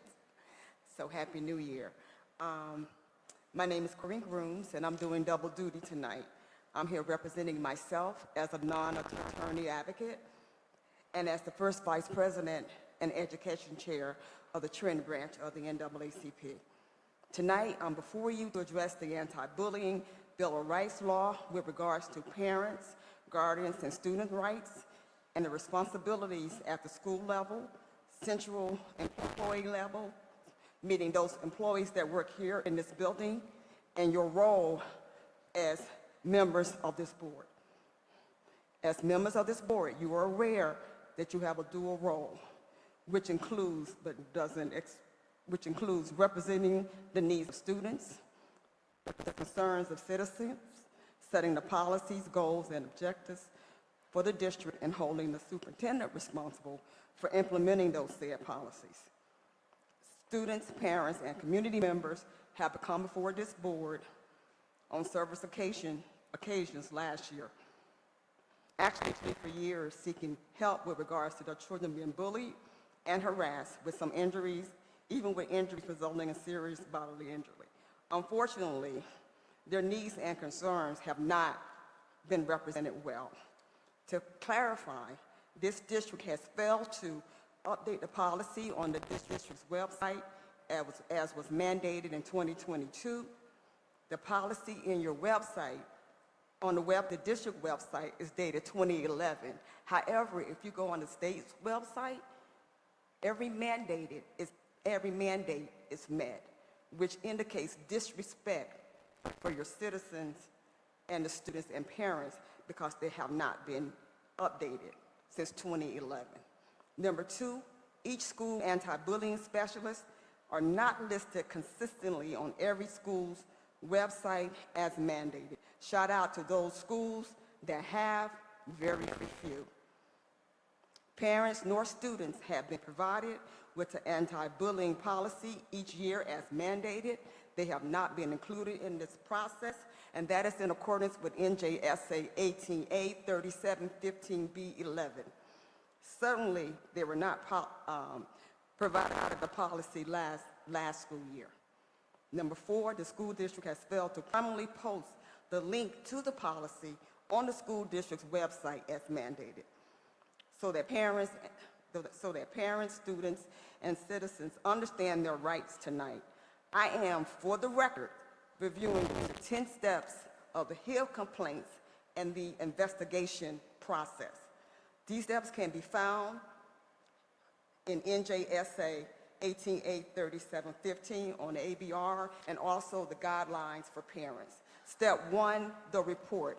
All reports for HIB acts must be reported to the principal the same day the incident occurs. When a staff member, a contractor, a volunteer, that means anybody, everybody, lottie-dottie, that works at that school, okay, who personally witnesses an act of HIV, receives a reliable report indicating harassment, intimidation, and bullying has occurred. Parents, students, and others also can make verbal reports, or it can be written on the HIB 338 form. Step 2 is parent notification. As soon as possible, following any verbal report or written to the principal must inform the parents of all suspected students, offenders, and suspected student victims. Depending on the school's procedure and the facts of each incident, the principal might inform the parent by phone, letter, or some other form of communication. If it is appropriate to the situation, the principal may discuss the availability of counseling and other intervention services. Step 3 is the investigation. One school... I'm sorry, you have 30 seconds left. Okay, so there's an investigation. There must be a written report within 10 days of the verbal report.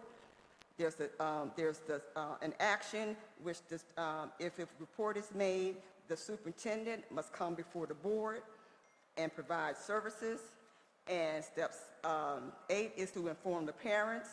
And step 9, if a parent comes to you over and over again and tell you that their child is being bullied, that they have gone through all the steps, there's an appeal process. And you after receiving that information, the board must have a hearing. I'm sorry, you with those let me finish this. You are expected to have a hearing with those parents and expect a decision. So if not, I have no other choice but to seek relief by filing a federal and civil complaint if that goes on this year. And I'm speaking as a non-attorney. Thank you. Thank you. Next, Jose Rodriguez.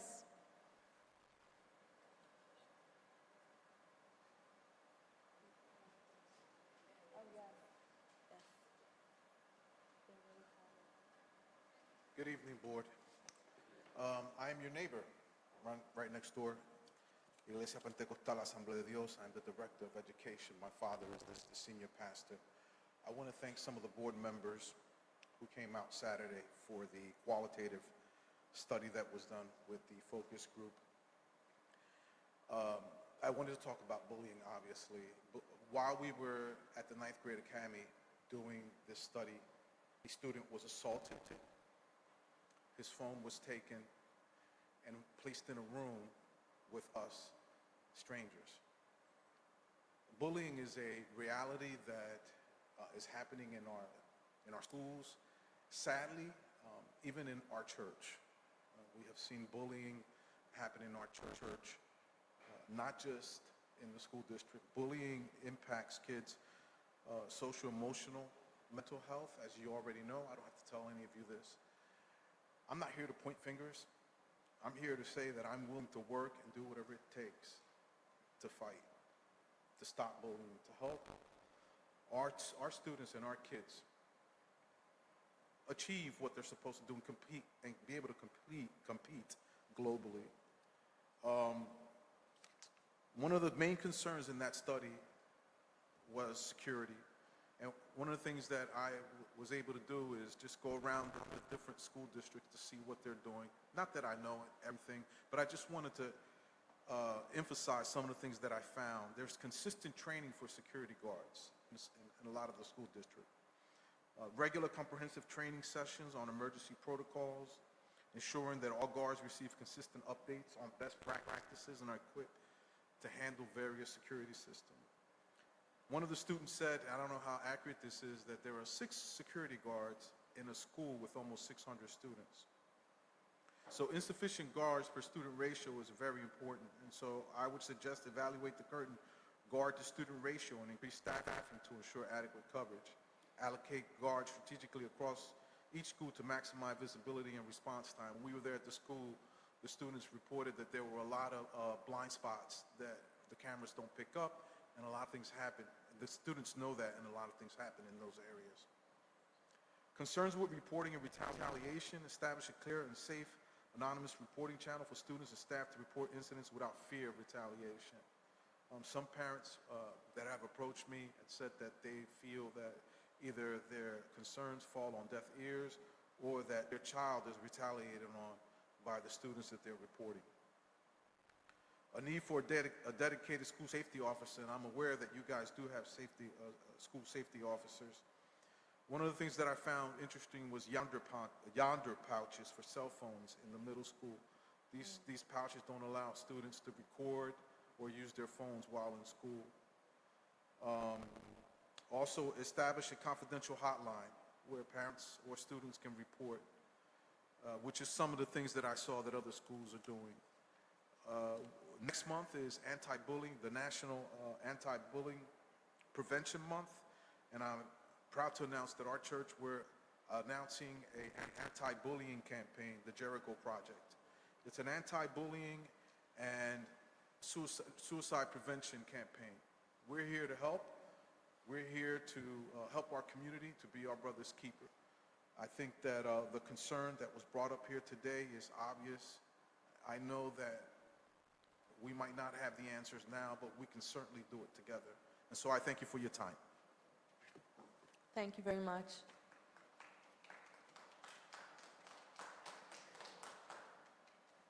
And Talithia Duncan.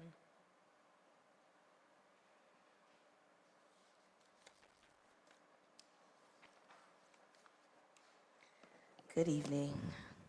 I was really not going to speak tonight, but I want to just clear up some things from the presentation that was given earlier. Board members have opportunities to ask questions, but we cannot from the audience. So it was stated that DLI was voluntary. I want to know who it's voluntary for, the parents, the students, or the teachers. Because as I stated last year several times at this mic, as well as in meetings with the superintendent, as well as with Yami and Joanne, most teachers are reporting to the association that our Hispanic parents are not aware that their students are in the DLI program. They don't understand what the program is. Some of them want the traditional bilingual program that was previously offered. Furthermore, Joanne said that parents can opt out of it by giving a written statement. Some parents don't understand what they are agreeing to, nor are they capable of putting their disagreement of the program in writing. DLI is one of the models that the state approves. It is not the only model. Teachers are now responsible for 42 to 50 students, as opposed to the 21 to 25 students with no further prep time nor compensation. When I brought it up last year, what was offered was 10 additional hours for the entire year for prep to prepare an English world and a Spanish world. Their counterparts, gen ed teachers, sped teachers, or traditional bilingual teachers have to do half of the work that they're required to do in the DLI program. Teachers are burnt out and are actively looking for opportunities outside of the district to districts that do not employ this model. Now, when we had PD Day last year and the year before, I asked if Joanne and the bilingual department will meet with some teachers to get some feedback from the teachers that are actively doing this program, working the program, as well as speaking with the superintendent. I will say, when the superintendent was present, most of the feedback was greeted with more than a brush off. When the superintendent was not present, it was basically like, this is not a right session. We want to focus on the grows and not your complaints. And so because of this, I implore you board members to do your own research, or when you are in the buildings, go talk to some of the teachers that are in these situations that are unhappy. Because unbeknownst to me, unless that department has some data that I'm not privy to, teachers are still complaining. Were calling my phone over the summer, have been calling my phone since school started. Some teachers are out on medical leave because of high blood pressure and anxiety that they are experiencing from being forced to work in this program when they have mentioned to their principals and to the supervisors that they are not comfortable, they do not have the skill set to work in this program.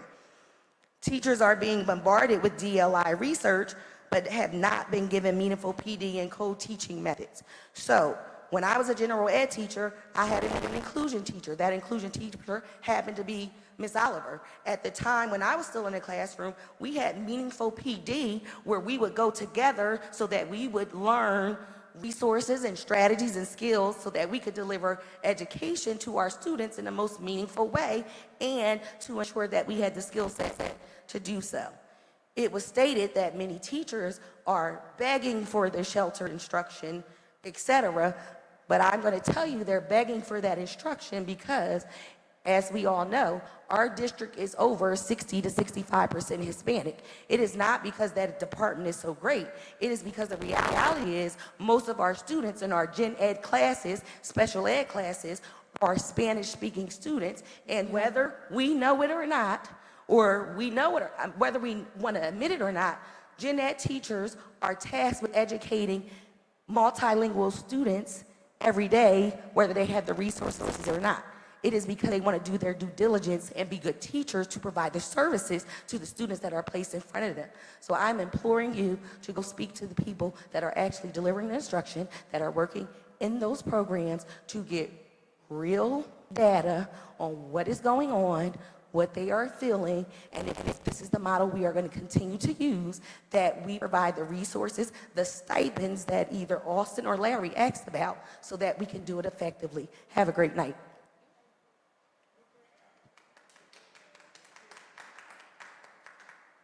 And that closes the public comment period of this board meeting. At this time, I'm opening the table up to the members for discussion on the consent agenda. If there is no discussion, we will go on to,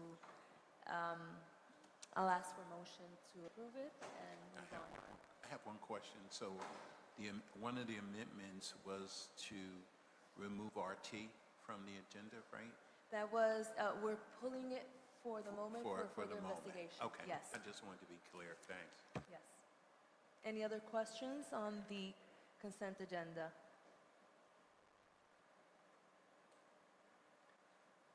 May I have a motion to approve? So moved. Second? Vote? Yolanda Lopez. Yes? Gerald Trueheart. Jean Bowie. Yes. Denise Johnson. I apologize. Is this where we're voting for the, like the finance recommendations here? Okay, so I have to recuse myself from the finance recommendations involving the Department of Children and Families under miscellaneous DDEE, the letters, but for everything else, I say yes. Okay. Austin Edward. Yes. Jeannie Weeklam. Recusing myself from all things related to grant school, and yes. Addie Daniels Lane. Yes. Sasa Montagna absent. Larry Trailer. Yes. Motion passed with amendments.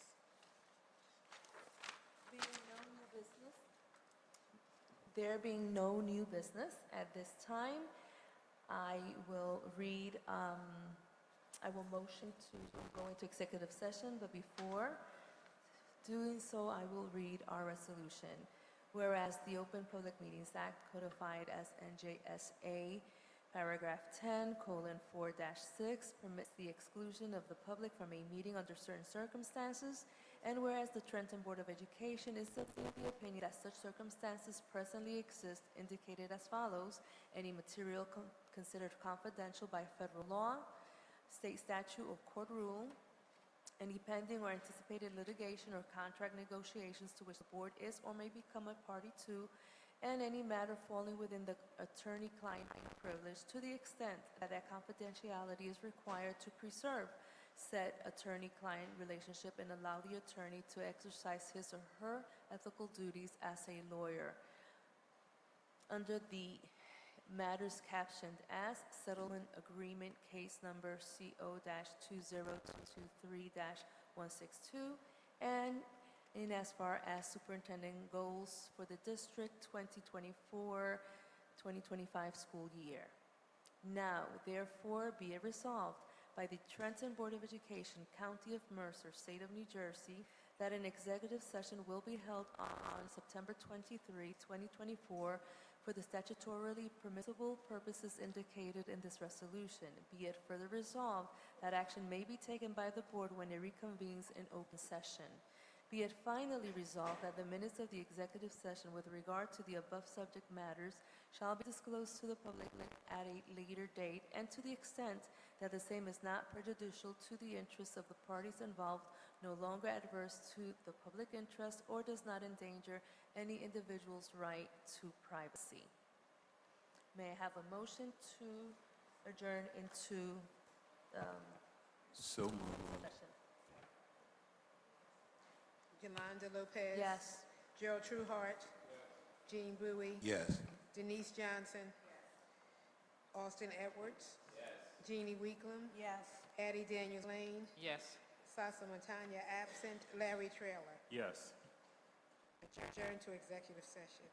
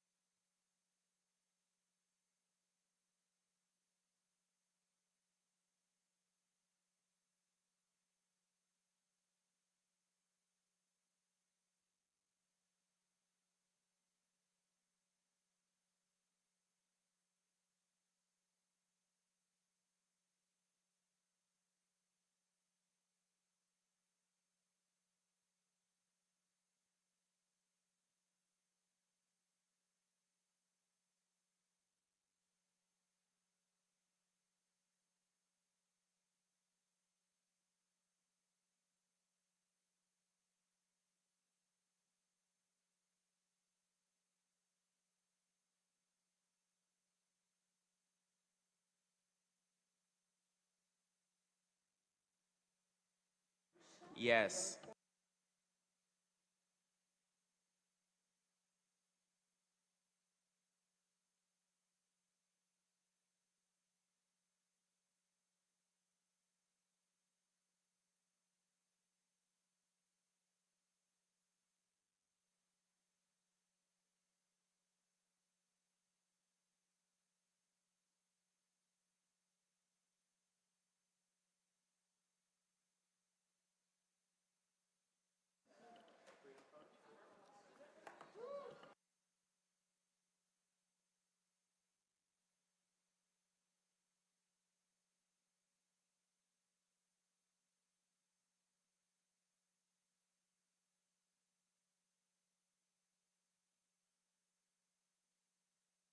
Okay.